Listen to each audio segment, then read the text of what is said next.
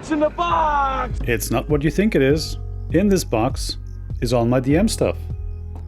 I just find this box super handy and that's why I keep using it. But me being a Cardboard Cleric, of course, there's a box inside a box. So let's take this guy out, because this is the more important one. And then in here we have initiative trackers. You might have seen these in another video of mine. These guys you have seen if you ever bought any regular Chessex dice. And they're super handy to indicate flying creatures, because you can put them on the battlefield and elevate your mini. Of course, I have my DM screen, because you want a little bit of separation between you and the players. And you probably already know that I love the artwork of this. Alright, but what is in the box? Ta-da! Let's go through this like bit by bit. This whole box is coming off my Halloween kind of Ravenloft campaign that I ran in October, November, and I haven't DM'd anything since then, so this is pretty much the state of it. But this is more or less how I would pack a box regardless of the campaign. This one definitely has a lot more magic items in it that I would normally have, but it comes with a little bit of a twist. Let's start over here maybe. So I've made myself a couple of cards, and first off is just session prep. How to prepare every session. And I find this like a really good guideline to just follow and not overthink things. Then we have a bunch of creatures that I made myself, or I made the cards myself, I suppose. Here's some bigger creatures, some legendary creatures. The Gourd Holder, one of the big bosses. And I just printed that on index cards. They're all reusable, and eventually I'll just have a whole stack of monsters that I can draw from. But talking about game preparation, more important maybe than the monsters are your players. And for this campaign, I tried making index cards for my players, writing down their race and their class, and a couple notes that came up during gameplay. That really helped me in terms of preparation and also addressing the characters during the game. So that is definitely a tip you can try out. You've been probably looking at these and we're like, what is going on? These are a bunch of candles, courtesy of Bonus Action.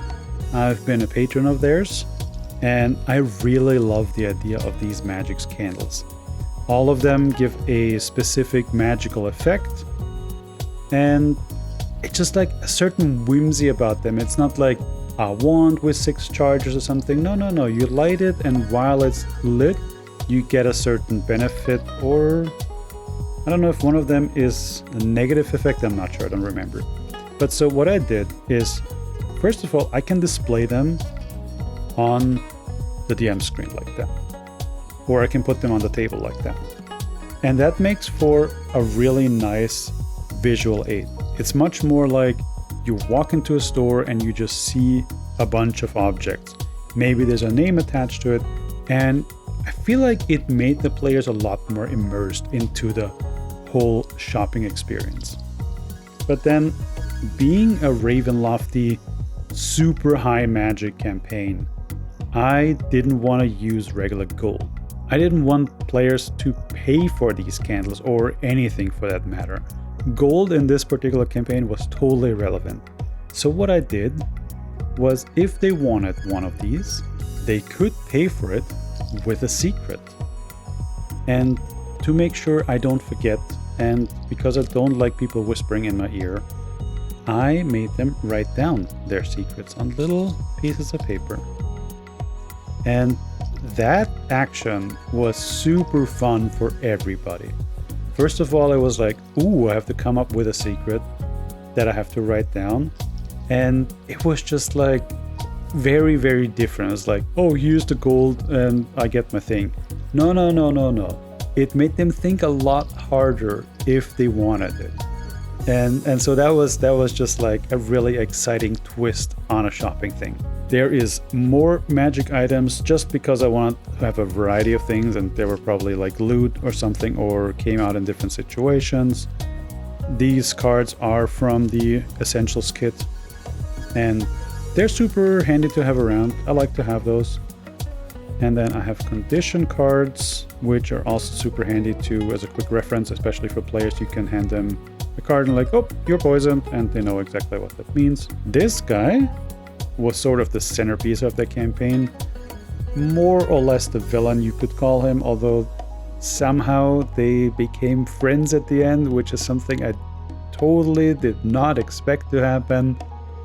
But regardless, I borrowed this amazing dwarf from a different campaign, and if you're familiar with who this is, please let me know. I would love to know if you played with this guy or not. Next, we have the Discerning Merchant's Price Guide, a little handy shopping booklet of a bunch of magical items that people may or may not find, because keeping prices in your head is really hard. And I don't think I've played a single game where the DM wasn't a little bit stumped about how much is this particular thing. So super handy little thing to have for DMs.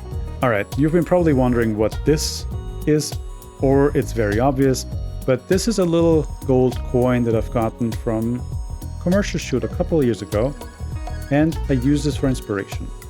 But what I did for inspiration on this particular campaign was I handed this out to the players in the beginning and was like, you guys are in charge of handing this out. Whenever you think a player deserves inspiration, you can hand this out, and only one player can hold this coin at a time. So I found that an interesting twist on the whole inspiration thing. Next, we have a character sheet with a rabbit folk named Usagi. If you know Usagi, let me know who I'm referencing here.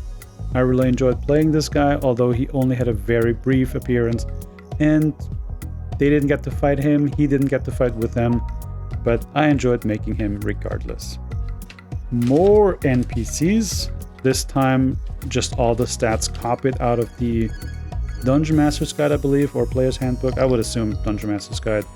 I just find this super handy to have around in case there's any NPC interactions for some unexpected reason, and it's a lot easier to wield than the entire book. You know, I like to make things half the size that they normally are. Over here, we just have a simple list of actions that a player can take on their turn. And this is from my friends over at Fights and Fancy.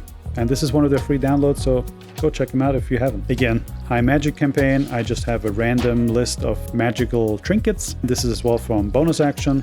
They make super fun stuff for free and for their patrons, and I really enjoy their art style as well. Here we have something I referenced a while ago, which is a booklet for DM things. This is essentially what could be on a DM screen, but I've been wanting to make it more of a journal thing.